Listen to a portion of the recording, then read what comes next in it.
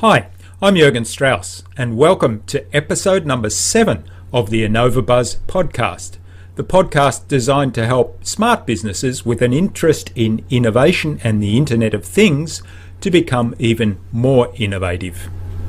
In today's episode, we meet Paolo Bouquet from Okkam, an Italian company that is building systems to link web resources with real things in the real world, and so make those things available to control from any device. We learn how Paolo has transitioned or is transitioning an academic development into a commercial application and all the challenges that he faces in doing so. There are some fantastic lessons in today's podcast. Paolo talks about innovation as a social process. He talks about sharing ideas, the need for getting feedback on your ideas, and the need for brainstorming with real people. He talks about the innovator's mindset, which he describes as serving real people with a real need, rather than innovating or developing new ideas simply for the purpose of having something new. So today's innovation tip is based around the idea of innovation as a social process. And the tip is share your ideas. Share them with your network. Share them with your peers. Share them with your customers. Share them with your suppliers. Get feedback. Get critical feedback on those ideas, because as Paolo points out, no one person is the repository of all good ideas. So share your ideas and look to get others to share their ideas with you.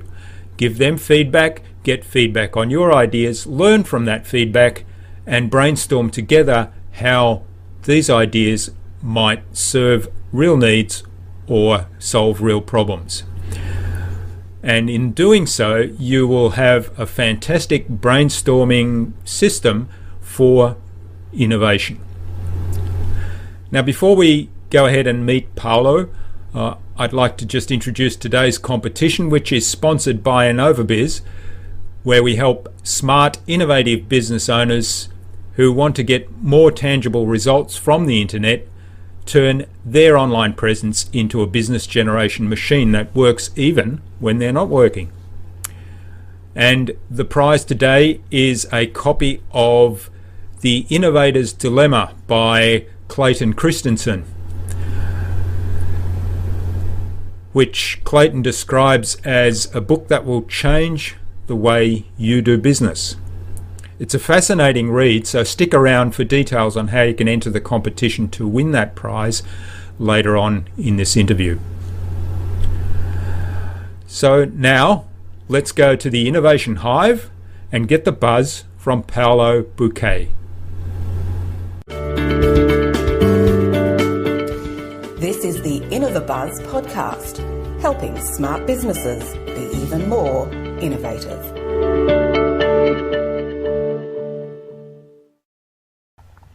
Hi, I'm Jürgen Strauss from InnovaBuzz, and I'm very pleased to have with me today, all the way from Trento in Italy, Paolo Bouquet, who is the co-founder and president of Occam. Welcome, Paolo. It's a privilege to have you on the InnovaBuzz podcast. Hi, Jürgen. It's very good to talk to you. I'm very pleased and very happy to share my experience with you. Now, Paolo is also the Associate Professor of Computer Science at the University of Trento, and his interest is developing semantic technologies for driving innovative business solutions. Is that right? It's right. That's my background. I, of course, come from academia. Knowledge representation and semantic technologies indeed are part of my academic DNA, and now we are trying to create value from this technology, not just papers. Yeah, okay, that's great. So before we learn more about Paolo and about Occam, a quick competition announcement. So today I'm going to give away a copy of The Innovator's Dilemma by Clayton Christensen, which is a book that the author says will change the way that you do business. In the book, he talks about the risk of innovation, how to minimize the risk, and how to recognize opportunities that are worth pursuing. It's a fascinating read, so stick around for details on how you can enter the draw to win that competition prize later on in the interview. So, Paolo, before we learn about some of the innovative things you've been doing with Occam and some of your research, tell us a little bit about you as a person. So when you were a young child, what did you want to be when you grew up? Well, I'm not really sure I had a clear idea of what I wanted to do when I was a child. What I can tell you is that for sure I was not expecting to become an entrepreneur at some point. Okay. Actually, my life was more or less created around the idea of becoming some kind of researcher. I always liked to study. I really enjoyed the academic world. So that's what I thought, becoming a teacher, a researcher, maybe, running some projects. And so I was not expecting to become an entrepreneur. There was a kind of surprise that happened very late in my life, which is maybe not very standard. And maybe also because part of my family, nobody was an entrepreneur in my family. Yeah. My father was a doctor in a hospital. My mother was a school teacher. So it's been a big change, but it's very exciting. Okay. And so you decided that computer science was the area that you were going to pursue that dream of research and teaching? Well, that's another part of the story. I started from classical studies in the high school, and then I have a master's degree in philosophy. So actually not a very technical area. Yeah. It's true that, from the beginning, when I started my course in philosophy, I was attracted by areas like logics, knowledge representation, artificial intelligence. But there was a kind of slow change from humanities, from philosophy, from Kant, Hegel, Plato, Aristotle, to the big computer scientists. And then I realized that somehow computer science is applied philosophy in a sense, and that's what I love about it. And I always seen computer science as a way to study representation and reasoning and intelligence, so I love it. Yeah, that's right. I guess, Plato, Socrates and so on, they were all about intelligence and thought and applied intelligence, right? Well, yeah, I never thought my background in philosophy was a problem, an obstacle for me. I think there's so many great ideas there that can be reused. And even the name of the company, Occam, I will tell you later, is, of course, the result of my philosophical studies. But on the other hand, I had I was very lucky because I had a chance to meet some of the great computer scientists of our era. For example, I spent 4 months at Stanford University in the 90s, where I met John McCarthy, one of the inventors of artificial intelligence. And that's really changed my life. But I think that the great computer scientists in depth are, in a sense, great philosophers as well. Yeah, that's great. I wondered about Occam, how that came about, because I noticed on your website that a lot of the other products and projects that you talk about are acronyms for something, and I couldn't work out what Occam would be an acronym for, so we'll look forward to learning about that one. So what's the main goal behind Occam? Tell us how that came about. Well, the main goal, I can describe it at two levels. One is the kind of vision, and the other is the business level. The vision is somehow that we should try to organize our information, our services, what we deliver on the web, on the internet, more around a simple concept of entity, rather than around machines, internet locations, servers, portals. This is all fine, but the easiest way for people to think about what they know is, well, I know something about people, about products, about location, about whatever events, and organizing stuff around the simple entities is much easier than thinking about schemas, tables, or XML, whatever. And so that's our vision. And we do it in two directions. And this is more now moving to business. One is we really work very hard with big data, and we try to reorganize this big data around entities, as I said, using semantic technologies, but using the concept of entity as a key. And so in this area, our main tool is what we call the entity name system, which is, of course, this is the dream. We should become some kind of phone book directory of things which are named on the web, assigning them a unique identifier which people can use in their data, and using these identifiers as glue for data coming from different sources. This is one direction. And the other obvious way of thinking about entities is that, of course, entities most of them are in the physical world. And so being able to link digital content to things, objects out there is the second part of our dream. This is what we call object links, which is another platform we have which uses proximity tags like QR codes. You see one here, but also Bluetooth, NFC, RFID. It doesn't matter. No, proximity tags to basically allow people to link stuff directly to object and use them, access them through mobile phones or tablets. And that's the second part of the business. But the vision is the same, is entities in the middle and then organizing things around them and not around abstract things like data structures or internet locations. Yeah. Yeah. So by entities, you mean physical objects or people or machines that do something, right? Is any individual object. Could be a person for sure, could be a company, could be a specific location, could be a product, can be an event, like a big party, I don't know, or a concert. Can be can be a process, can be a machine for sure. Whatever, basically has a name in natural language, okay? So, of course, we are entities, but also this room is an entity, and Australia is an abstract entity, if you want, is a country, and also the elections of the American president is an entity. So this is what we use to glue stuff around them and make them available for applications for customers. So just to be more concrete, one big application we have at the moment has to do with, we work with tax authorities in Italy. And the main problem with tax authorities is organize things around taxpayers to have a clear picture of what they have and what they do, and in case ask them why they're not paying what they should pay. Okay, this is an example which is maybe not very popular, but from the technical point of view, is a fantastic example of organizing information around entities. Yeah, that's great. Yeah.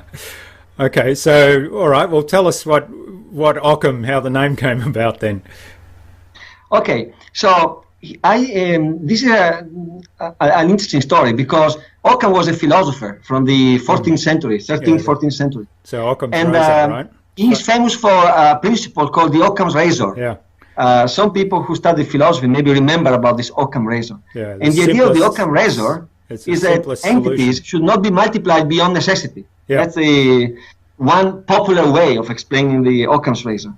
So when we started to work in the area of the web, the semantic web in particular, what we noticed is that one of the main reasons why the semantic web, the data on the semantic web were not coming together very quickly, very effectively, is that people basically mint new names for entities every time they publish data on the web.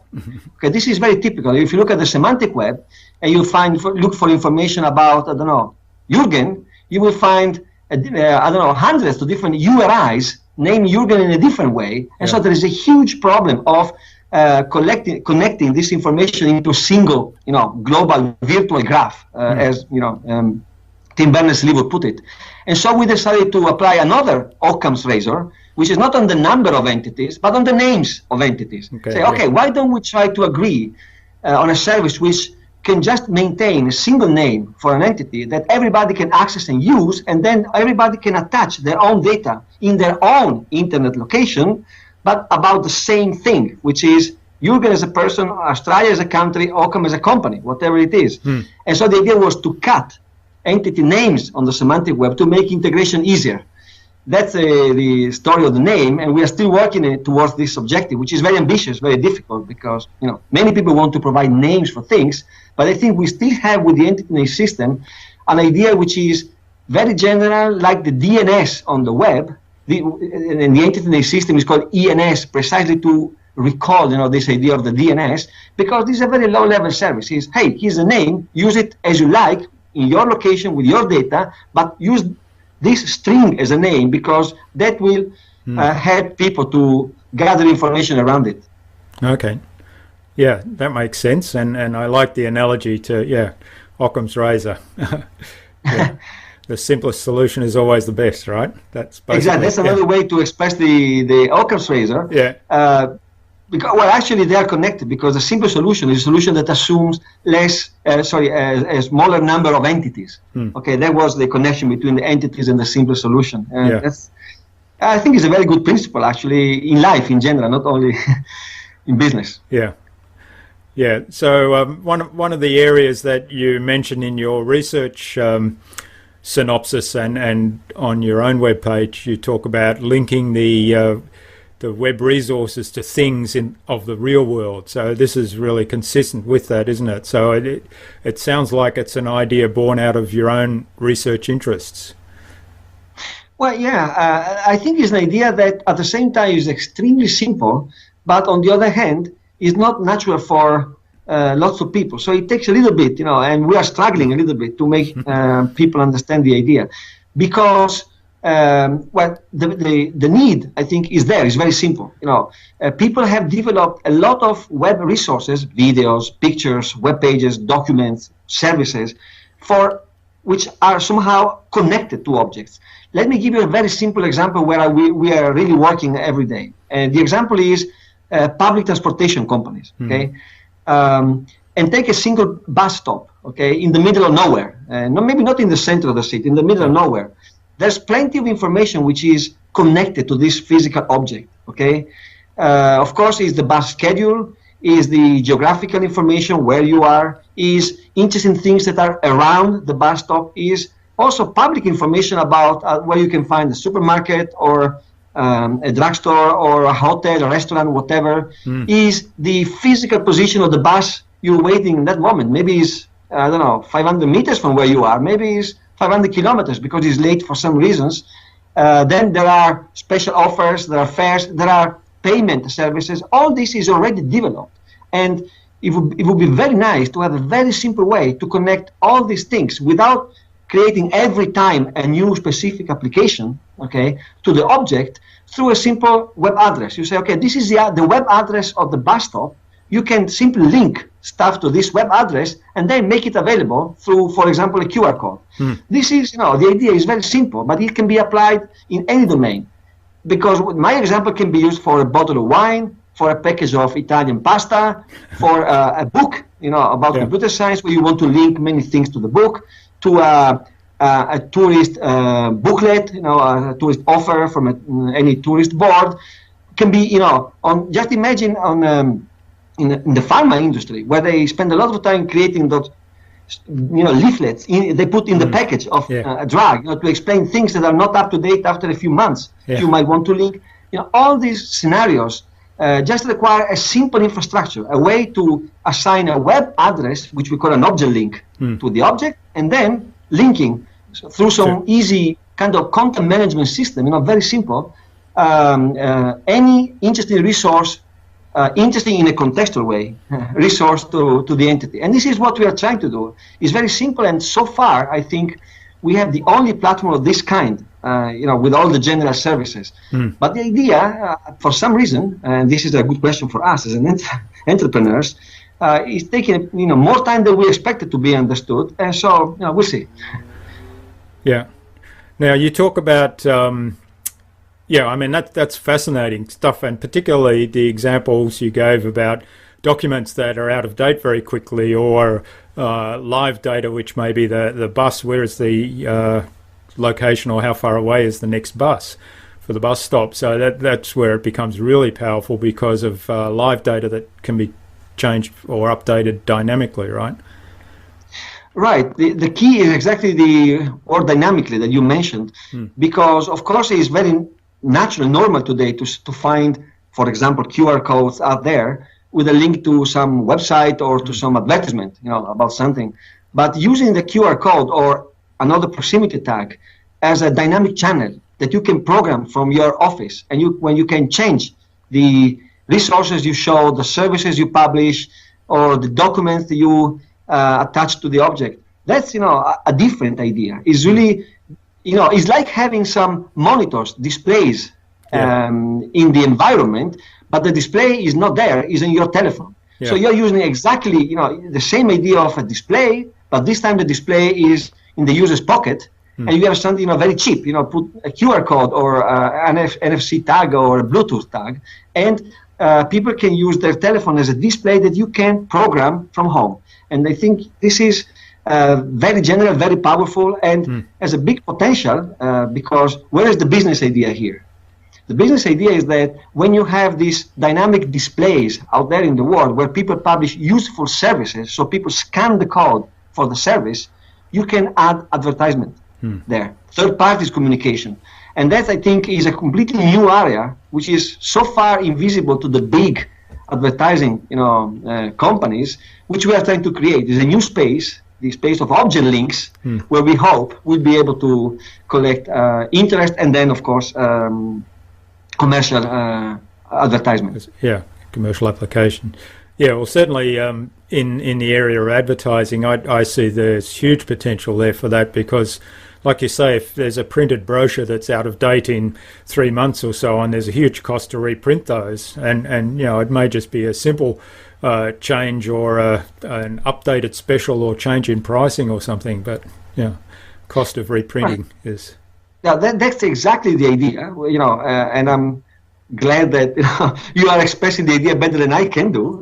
Maybe that means that we can hire you to sell the idea to people. No, but the point is exactly what you said. In the future, the dream could be that instead of printing a brochure, you print a small, business card and say, hey, this is our up-to-date brochure, scan it, and that's it. You always have it up to date. And actually, some people are already doing that. And another way of expressing the same idea, because one objection is people say, well, but why don't you develop an application for doing this, the typical, mobile phone app. And the idea is, well, we are doing that, but instead of developing the application ad hoc every time, we say, okay, this is a general platform where you can link contents as if you had an application, but you don't, because this is on the web, but it looks like it is. And so the costs are reduced and is extremely more cost effective. You have people who are not programmers who can change the links, add information, remove information, add services, with a few clicks on a general purpose platform. I think that's the idea. Yeah, that's great. And so, looking at the two approaches you have with the entity name system as one, so you talked about in some of the publications, you talked about making that freely available. So are you thinking of developing a standard there that would be kind of universally applied then at some point in the future? Well, the idea of the entity name system comes from a European project called Occam, not big fantasy, which is somehow the father or the mother, of this company. And so, as part of the legacy of the project, there is a public entity name system which people can use on the web at api.occam.org.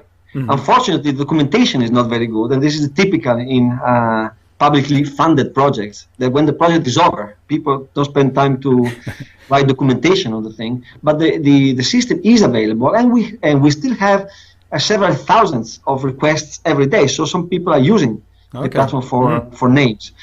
What we are trying to do as a company, this is our commitment with the former partners of the project, is to maintain this platform public, open, free. Everybody can register in the platform and add new entities, create new identifiers for their own objects. So it's open, and that will stay like that, open and free and accessible to people. The challenge for the company is to take the same idea and take it into enterprise applications, where you don't want to have enterprise information to be published, not even the entities, the list of entities published on the web for your competitors. So what we are doing as a company is take this idea, put it in in big enterprise solutions, and use it to make sure that their systems can talk to each other in a very effective way. So, but the public ENS is there, api.occam.org, and people can play with it whenever they want. We are still developing it. Okay, that's great. Yeah, so for all the developers out there, we'll have a link underneath the video transcript for you to take a look at. Yeah, and maybe people can actually contribute to the documentation and upgrading it. Yeah. That's great. It's open source, so people can even contribute with code if they want. Yeah, that's right. Yeah. All right. Well, that's fantastic. So, in terms of what you do, Paolo, when you meet somebody for the first time and somebody says to you, what do you actually do? How do you describe what you do in one sentence? That's interesting because we are working on identity in Occam, identity and identifiers, but I have an identity crisis these days because, as I said, for more than 20 years, I thought about myself as a university professor. So that was easy. What do you do? I teach at the university. Good. But then, this Occam thing has become bigger and bigger, in the last 4 years. And now, very often, I find myself introducing myself as, well, I'm the founder of Occam. Okay, and by the way, I teach at the university, which is not a fair description because university is still paying my salary. So that's one of the issues here. And I have a third identity because what I do as part of my university work, in the last 10 years, I've been pro-rector for sport development in my university, which was another thing. We started very small, and now it's become huge. Just to give you an idea, at the end of 2013, we have organized the Winter Olympic Games of universities here in Trentino, and I was the vice president of the organizing committee, a huge work. And now I'm part of the European expert group on the economic dimension of sport. So I really don't know. I'm a guy with many interests, hopefully not too many. The only common thing is I really try to do my best in whatever I do. So if I start to do something, I'm really trying to grow this something to something excellent, something big, something good. I try. I not always succeed, I must say. And so for one thing is my life is not boring, for sure. Okay, well, there's certainly a thread, I think, that goes through there, and that's the innovation thread, which is, of course, consistent with the theme of our podcast here. And that's because I noticed one of your websites talked about driving innovation in sport, and that's obviously where where your interest in sports administration and so on comes from. Yeah, exactly. I think well, as part of the organizing of this Winter Universia last year, I started to think about sport not just as physical activity, which of course is very important for people to stay fit, but also as a very powerful inspiration for research projects in areas which are different from sport itself. And so we had a conference about that, and we had a very big success. Lots of people from different research areas coming together and saying, oh, I have ideas on materials, on ICT applications, on psychological theories, on social theories, or whatever. And so that was interesting. And even for Occam, I must say that we also have a small fitness branch. We have a project called Fit City, where we are trying to use the idea of physical locations in the environment as opportunities for people to exercise. And so we are developing with a mixture of QR codes and semantic technologies, something for Trento first and then for smart cities in general, where people can scan a code and know what opportunities they have in their normal daily life to exercise a little bit, like walking the stairs or using a bench in the park for some exercise, showing videos, maybe showing famous sportmen or sportwomen who show how to exercise there. So I'm trying to connect my interests into a single picture where entities are, still the center, and just so resolve my identity crisis into a single, line of activity. Yeah, that's great. So innovation is clearly the theme here, but you're looking to connect all your interests through that. Yeah. Well, so, I think innovation is a very nice concept. In the past, I used to confuse innovation with research in the sense of developing new ideas. But I think innovation is one step beyond, because new ideas are somehow the precondition for innovation. But then understanding how these new ideas can solve real problems for real people is a different mindset. And I think this is a main mindset for innovators, looking around, identifying potential problems or needs, and then say, oh, I have the idea which can solve this problem better than other people are trying to do, or in a new way, or I'm the only one with the solution, and provide the solution. And this is a very important mindset for innovators, I think. Yeah. Well, that's that little tidbit of advice is worth the price of admission alone, and since it's free, it's probably good. But it's innovation is about identifying problems and then finding a solution to real problems. That's I really like that. It's great. Yeah.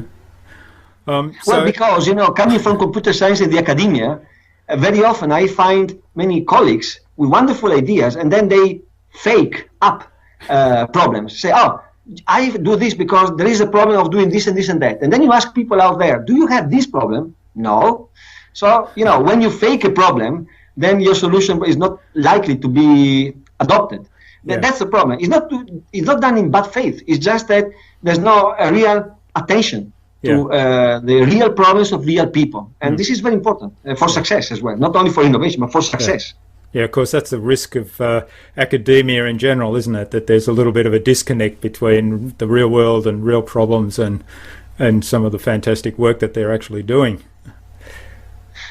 I think the academia can provide opportunities. I think it's a good thing that academia has the freedom to experiment with ideas that are not necessarily useful immediately.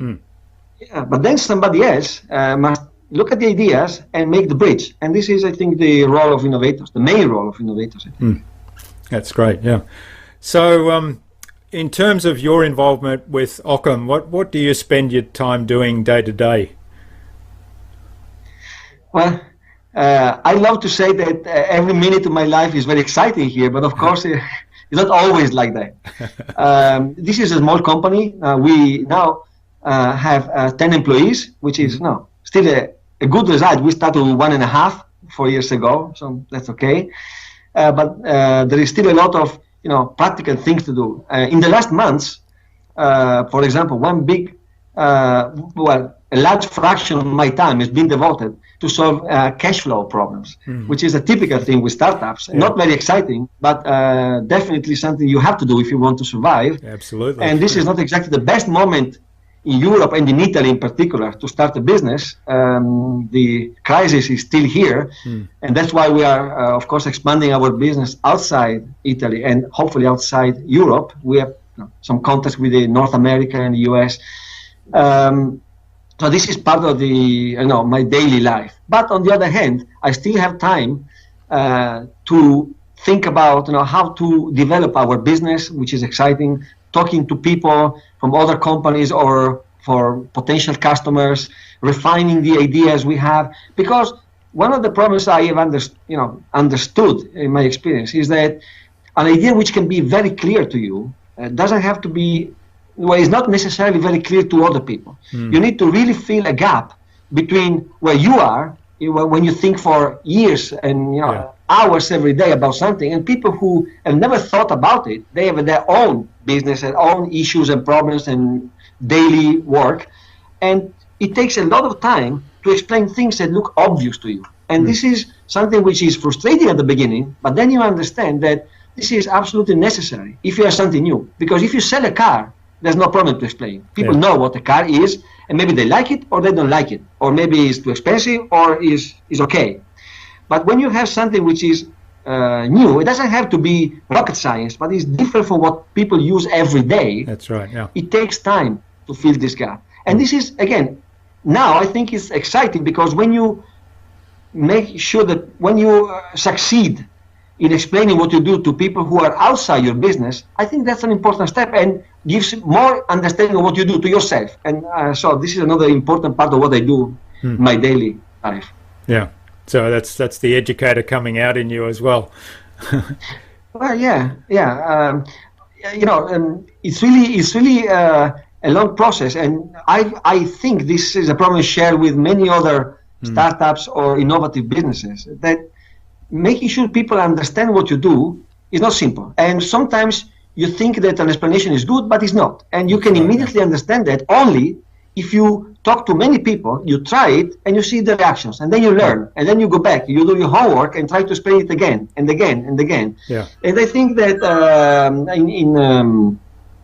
in the end, you refine your message, and that's the most important part for selling some innovative product. That's right, yeah. It's One of the recent podcast interviews I did was with Glenn Finkel of Purity. I don't know if you know that company, and yes. He made this point very strongly that a disruptive technology requires a lot of educating of the potential clients in terms of how it works, what it actually does, what the benefits are, and why it actually solves the problems that it solves. So and why it's different. So that's a really key point. Yeah. Well, and in my case, I must say that my academic background is not helping me very much, because, and I had to learn a lot. And by the way, another message is all this adventure with Occam is really teaching me a lot. And I'm very grateful that I had the opportunity to go through this learning process, because sometimes you think that to be innovative, you really must be beyond the edge, very, very far away from, but it's not true. Actually, innovation happens in small steps in the real world. Yeah. And being too far away is not a good position. You can have a very long-term vision, this is fine, but then you must solve the real problems step by step, making sure that people understand the path from where they are to where you want to take them. Yeah. And this is extremely important. And so, even a word like entity, okay, we started from entities. This is something that I try not to use, when I talk to customers, because I think an entity is obvious. An entity is whatever, we're talking about, but it's not like that. So speaking about, things, objects, or the concrete examples, the bus stop, the brochure, the booklet, the bottle of wine, that's how people understand it. And then from there, you can build a long-term relationship and take them to wherever you want to take them. Exactly, yeah. So steer clear of the lingo or the techno speak, and make sure you can explain it clearly to people in concrete terms that they can understand. Yeah. Yeah, and that's not easy, I must say, because we are all geeks in one way or another. That's right. More or less. Yeah. And so, for people out there, there's no things like, the Internet of Things directly, or there's no internet location, IP addresses, QR codes. It's not like that. They have a problem. I need to reach this customer. I want to improve my visibility, or I need to sell this service to people with mobile phones. Well, this is This is what the language they speak, and we should speak the same language to establish communication, and then build up from this common core the rest of the message, which is, as I said, it requires many trials and failures, and we are slowly, getting there. Yeah, hopefully. Yeah. Yeah, well, one of the great things about being an entrepreneur, as you said, is that you certainly, it is a learning experience. You're always learning something new every day. That's certainly been my experience as well, and continues to be. So, do you worry about something, or is there something that keeps you awake at night? Well, there are a few things which in the last 4 years kept me awake at night, but are of different nature. One thing is, I must say, switching from the university, from the lab to a company, also changes the personal relationship with people. That's something that, not with the same people. What I mean is a different context. A company is not a university lab. Yeah. So people working for a company have different expectations. They have a different way of reasoning about things. They have different priorities. It's not like a PhD student where the priority is I need to publish. No, these people need to be happy. This work is an important part of their life. They expect to have some salaries, to have a role in the company. They expect you to make decisions in a kind of effective way very quickly. So all these things at the beginning of the company have created some issues, and I had, unfortunately, some problems with the people working with us, which I had to solve, and it was very painful at the personal level. That's one part of the reasons why I lost part of my nights. Okay, but the other part, which is probably more exciting, is that sometimes I wake up at night and I have an idea on what we could do with our technologies, or how we could sell the message in a better way, or to a new industry, or to a new customer, and then when this process starts in my mind, I really have troubles to fall asleep again. So I wake up and I write it down. Which is okay for for that. But then it would be good to have time to sleep in the morning to compensate the time I didn't sleep. But I can't, because I have a very nice family, which I love very much, and my life schedule is definitely influenced a lot by the family. So that means at 6:30 I must get up anyway in the morning, no matter what I did in the night. And this is but I love this part of the job. When you have a new ideas, it's so exciting that who cares about sleeping? It is, isn't it? Yeah, and it's fascinating. I have the same problem. I think of some idea in the middle of the night, and there's no way I can get back to sleep, and I try to write it down, but what happens if I write it down, that kind of generates more ideas. And then there is another experience, which is when you start writing down. Writing down is an interesting exercise, because some people think that writing down is just putting on paper what you have already thought, but that's not true. When you write down, writing is part of the creative process. And so, as you said, you write down something, then you don't like it exactly as it is, and then you change it, and then you connect it to other things. And the writing process is really, at least in my experience, part of the creative process. You end up with something which is much bigger, or much better, or anyway more complex than it was at the beginning, just because you made the effort of starting to write down the idea. This was true for academic papers. It's always been in my experience, and is now true for business ideas. It's always the same. Writing is a very important mental process, I think. Yeah, that's right. So, so you mentioned family. So, what are the things you do to keep balanced when you're not working? What do you get up to? Okay. Well, one premise is that I don't really see, this kind of separation between my work and my family, which means, of course, there is a separation. But unlike other people, which I think are really unlucky in this respect, I don't see work as the bad time you have to have for a salary, because then you can do whatever you like. I really love what I do, and so the problem is, as you say, is to find the balance between these two passions. My work and my family. So what I do is, on the one hand, I try to save as much as possible my weekends for the family. That's not always possible, but at least I try to do my work in a kind of hidden way. When they are doing something else, I hide somewhere and try to do something. And I also try to limit my access to the internet, because that's crazy. If I start reading email or browsing the web, I never stop. On the other hand, I'm lucky. I live in a wonderful region. There's a wonderful nature in the mountains, close to the Dolomites, beautiful lakes, good weather. So it's easy to do some, physical activities, in the nature, skiing in the winter, hiking in the summer, swimming in the lakes. So I guess, it's not very different from Australia. Right? Of course, you don't have the Dolomites, but you have wonderful beaches. That's right. Plenty of things to do, outdoor. So that's part of the thing. But I also try to give this message to my kids. Look, it's not that I do my work because it's something, it's a kind of necessity, something boring or tiring or whatever. It's part of life, and I really invite them to find. They are still young; they are 10 and 12. But if I can, I try to pass this message that what they should try to do is follow their passions and find a job which is part of their life. Which doesn't mean that it's 100% of your life, but is a pleasure to do it. And you have to balance different pleasures, life and work, and that's, I think, one of the most lucky situations that you can have in life, to be honest. Yeah, that's great, isn't it? If you love what you do, it's not work. It's not a chore, anyway. Yeah, exactly. That's great. Yeah. So, so have you read any interesting books recently that you could recommend to our audience? Well, I read.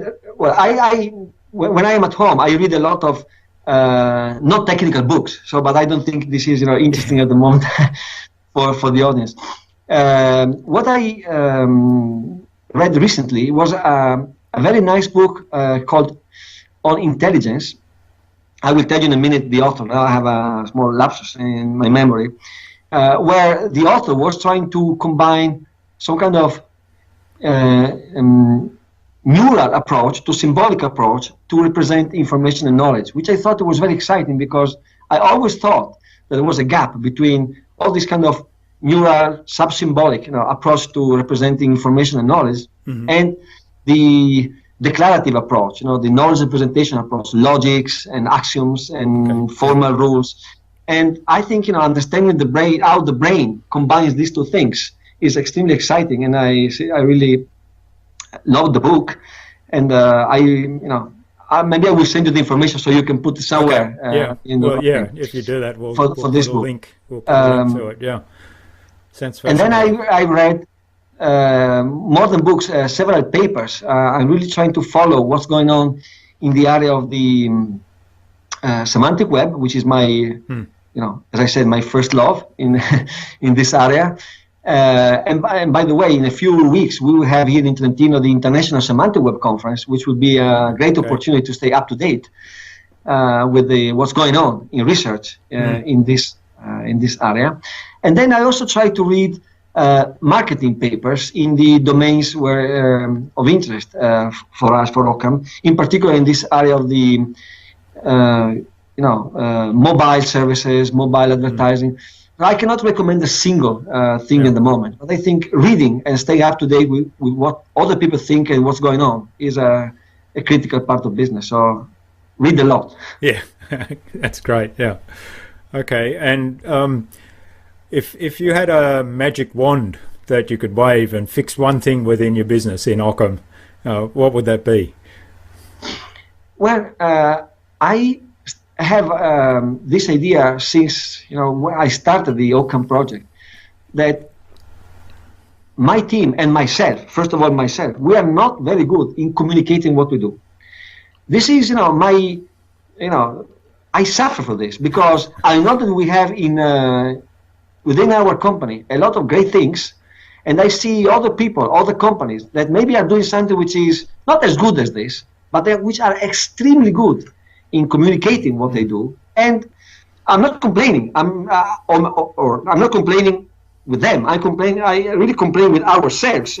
We don't invest enough, or maybe we are not good enough in communicating what we do in some exciting way that people really say, "Oh, that's great. That's what I want to use." And so we are still too much technically oriented.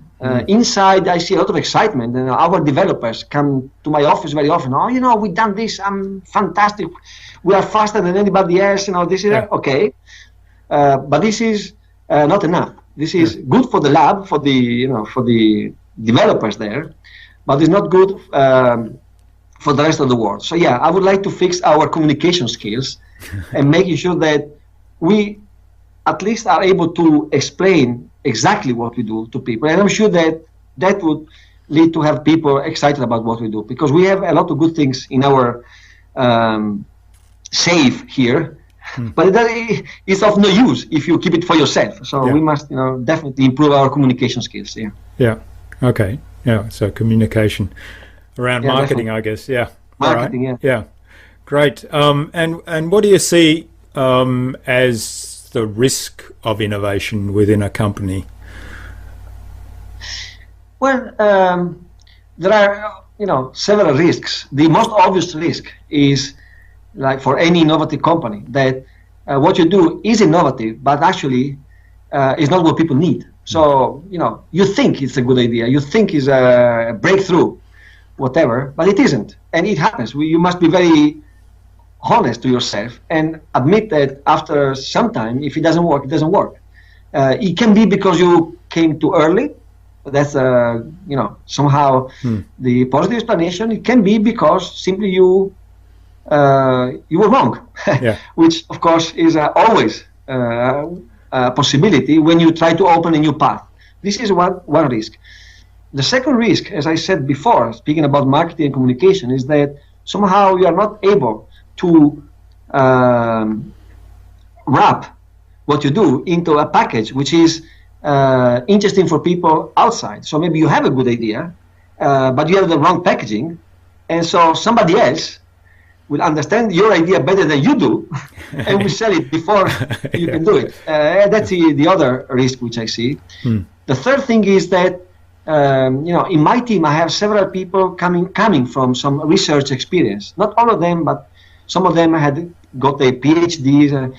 And the risk is that instead of consolidating what we have, they always think of going forward, which is good, thinking for the future, but you never consolidate what you have. So if you always move to the next thing because it's exciting, because it's new, because it's fantastic, you lose contact. On the other hand, as we were discussing before, with real customers, because you must make sure that your first step is done, is solid, can be solved, and then you can move to the next one and prepare the next wave of things. And so I see that we run a lot, we follow new technologies, we make new experiments, we do a lot of things, but on the other hand, we forget that customers need that we fix bugs, that we have some tiny improvement on what they have, and the usual stuff. So I think this is another risk when you have a highly innovative environment in the company, and you don't have enough focus on consolidation, not only exploration. Yeah, I think one of the big challenges for any entrepreneur is the shiny object syndrome, right? Something new and it gets exciting. Gets it more attention than, like you say, fixing or consolidating. Exactly. Yeah. Okay, well, I'd like to go into our buzz round, which is our innovation round, where I ask you 5 or 6 questions, and hopefully we'll get a very short, sharp answer from you that's going to blow away the audience with its insight and its brilliance. So we'll start off with, what do you think is the number one thing anyone needs to be more innovative? I think the number one thing is to find your own way. Don't follow recipes that work for somebody else. Learn from the experience from other people, but find your own way and exploit your strengths and the opportunities in your environment. Don't learn from the others, but don't try to copy recipes that work for somebody else. I love it. That's great advice. Yeah. What about the best thing you've done to develop new ideas or new products? I think the best idea, as I said before, is look around for real problems of real people and try to solve them in a new way. Otherwise, you will fail. So look for a real need. Yeah. Okay. What about, do you have a favorite tool or system that you develop new innovations with? Here, I'm afraid I will somehow show my age. I still think that having a few hours of brainstorming with the intelligent people in the company or with other companies, and then try to write down the outcome of this brainstorming is still the best tool. I'm not a big fan of innovation tools, which can be useful tools, but I cannot see them to replace the face-to-face interaction in, maybe at night in a very, heated brainstorming on new ideas with intelligent and bright people. Yeah. So a lot of different people contributing thoughts and ideas. Well, yes, innovation is a social process. I don't see, a single person having 100% of the good idea to do something really new. You need to share with other people, to compare with other people, being criticized, accept criticism from other people, and learn from them and improve. And listen to everyone. You never know, from the old experienced entrepreneur to the fresh student at university, you can find a good idea anywhere. So you must be very careful and listen a lot. Yeah, great. That's great advice. So what do you think is the best way to keep a project on track? Well, I think the best way is to put yourself in the customer's shoes and try to understand what the customer or the funder would like you to do. Because if you take the other perspective and then you do what you would like to be done to you, if you were the customer, is the best way to succeed and make the customers happy. So put yourself in your customer's shoes and do the best that you would like to receive as a customer. Yeah, that's great advice. I love it. Yeah. So play the customer and treat yourself well. Oh, absolutely. And do a little bit more than is expected from you. Okay, just a little bit. You cannot do always wonderful things. But if you do something which is a little bit more than is in the contract or is expected for you, that will keep the excitement very high and the interest. And also the positive feeling, the positive relationship, which is another thing. Establishing positive relationships and showing that, in a sense, we are partners, not just customer-provider. We are partners. We're doing something exciting together. I'm trying to do something new, so I need you to use my technologies, and you need me because I'm solving a problem that you have. So that's a very nice partnership. Yeah, that's great. Really like it. So what do you think is the number one thing anyone can do to differentiate themselves? I'm afraid I must go back to my first advice, which is try to be yourself. Very often, I have people saying, well, you see, look at what this other person is doing, this other entrepreneur, this other company. But even in communication, for example, I was wondering this morning, what should I do? I should wear a tie, I should have a jacket, or I should go with the Occam. I said, I will just dress as I feel like. That's it. I mean, that's me. Okay. Yeah. So you like it? Okay. If I fake somebody else, it's not going to work. It's amazing how many people actually say that when I ask that question. It's probably the most common answer, but people express it in many different ways. So that's really, really good advice. All right. So what? Yeah, that's my experience, at least. Yeah. I'm sure there is a much more intelligent answer, but I think that's the best I can come up with. Oh, I think that's a great answer, really. So what do you see as the future for Occam? Well, I really hope that in the future Occam will grow to become, a mid-sized company, not a huge company, that will deliver services for people worldwide, so that our services become part of the daily life of millions of people. In a sense, what happens, but on a smaller scale, with Facebook, Twitter, or whatever, something that is normal for people to use, and it's part of life. It's not just something specific you do in your work. Sometimes people tell me, well, do you have an exit strategy? You want to sell the company? I'm a bit romantic about that. I feel like Occam is like my baby, and I'm not a serial entrepreneur. My goal is not to go from one company to the next to make money out of them. My goal is really to grow this idea, the seed of the idea, and make it bigger and bigger, and do something exciting for people who use our tools, and for people who work in the company. So hopefully it's going to be that we grow, we reach a mid-size level, 150 to 200 people, and then we deliver things that people love. That's my dream. Okay, that's pretty bold ambition all the same. Yeah. So I know. Yeah.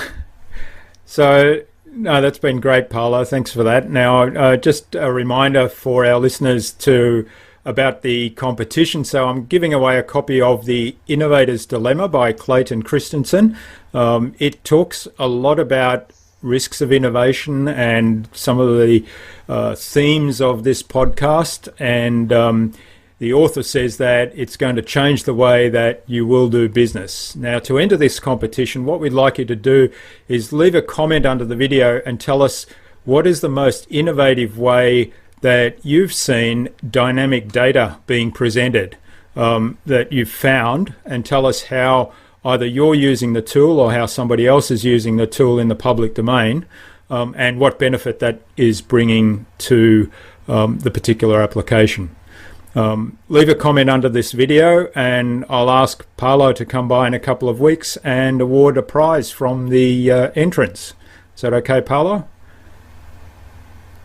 Yeah, sure. I'd be very happy. Yeah, that's great. So in conclusion then, what's the number one piece of advice you'd give any business that wants to be a leader in innovation and productivity? You know what? The best answer is, I don't know. First, I want to become, very successful, leading the way in the business, and then I will give you the advice. Otherwise, it would be just, and it would not be myself. I'm really sorry to disappoint people here. Oh, that's a great answer, because we're all learning as we go, right? Yes, so absolutely. Watch this space, Well, thanks again, Paolo. Now, where can people reach out to say thank you for all for your time and all the insights you've shared with us today? Sorry, I didn't understand the question. Sorry. Where can people reach out to say thank you for all your insights today? Well, they can find me, of course, on LinkedIn, Facebook, Twitter, whatever. But probably the best way for me, again, my generation, it would be drop me an email, and I would be happy to start interaction with people who are interested in what we do. Okay, and I'll put links to all of those places underneath the video as well. So finally, I'd like to ask you, who would you like to see me interview on the podcast in future, and why? Well, I met several innovative people in these years. I think an interesting place where innovation is happening in Europe, in the area where I work, is in Ireland. Maybe you know this Digital Research Institute in Galway, Derry. So somebody from the institute there could give you an insight on what's going on in that area. Maybe, if you want names, I can suggest a friend of mine, Giovanni Tumarello. He's done many innovative things on the web of data, and he's a very peculiar person. You will love it. Yeah, okay. Well, Giovanni, look out. I'll be in contact with you for a future InnovaBuzz podcast. That's great. Okay. Well, thanks very much, Paolo. It's been really terrific. You've been very generous with your time today, and I wish you all the best with Occam and with all your research as well, of course. I look forward to seeing what transpires over the next period, and seeing some of those innovative QR codes, or the entities, as you call them, being connected through your tools and that. So thanks very much, Paolo. No, thank you, Jürgen, for this opportunity, because as usual, thinking about this interview allowed me to understand better things that we do. So it's been even this interview has been a learning, part of the learning process. So thank you very much. Okay, thanks. Bye for now. Bye-bye. Bye-bye. Well, I hope you enjoyed meeting Paolo as much as I enjoyed interviewing him on today's InnovaBuzz podcast. He certainly is very passionate about all the things he does, and he's managing to balance an academic career together with being an entrepreneur in a startup company. Now, Occam have taken what looks like a really simple idea, but turned that into reality by using innovative systems and structure. And the important thing is that, as Paolo points out, it translates into something that is of benefit to the public. So there are some great tips in that interview, some real nuggets of gold. The first thing that struck me was about having a focus on real problems and real people. So don't just innovate for the sake of innovation, but really focus on solving a real problem for a real person. The second one was around innovation being a social process, and that's part of the reason why we have these comments on our podcast, or we have these competitions on our podcast where we try to elicit comments from our audience, because innovation is a social process and we need to share our ideas and get feedback on them. And the third one was the idea of putting yourself in your customer's shoes and then treat yourself the way you want to be treated. So that in itself is a little nugget of gold. Now remember, you can subscribe to this podcast, the InnovaBuzz podcast, on iTunes or on Stitcher, so that you'll never miss a future episode. All the show notes for this episode are going to be on innovabiz.com.au/Occam. That's OKKAM, all lowercase, no hyphens, dashes or underscores or any of that funny business. So innovabiz.com.au/Occam. We'll have all the show notes, the resources, the links to contact Paolo, and the other little bits and pieces that he mentioned on the podcast interview. Now remember, leave a comment underneath the video to go into the draw to win a copy of The Innovator's Dilemma by Clayton Christensen. So what we'd like you to do is share with us the most innovative way you've seen dynamic data presented, whether that's in the form of QR codes or through a Bluetooth connection or through an NFC connection.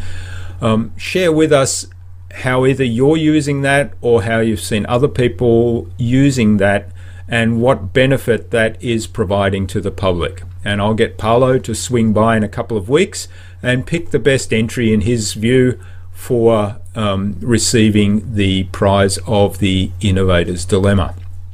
Now, Paolo nominated Giovanni Tomarello from the Digital Enterprise Research Institute in Galway, Ireland, to be on a future InnovaBuzz podcast. So Giovanni, look out in your inbox. I'm coming to get you, and I will send you an invite for a future InnovaBuzz podcast. Now, if you like these podcasts, I would love it if you give us a 5-star review over on iTunes, because that really helps us to build our audience. And it's my aim to share this information with as many people as possible, because we have some fantastic guests on this interview, like Paolo today, who share their time and their insights and their knowledge with us freely. And I want to make that available to as many people as possible. So, in conclusion, remember, if you don't innovate, you stagnate. So think big, be adventurous, and innovate on.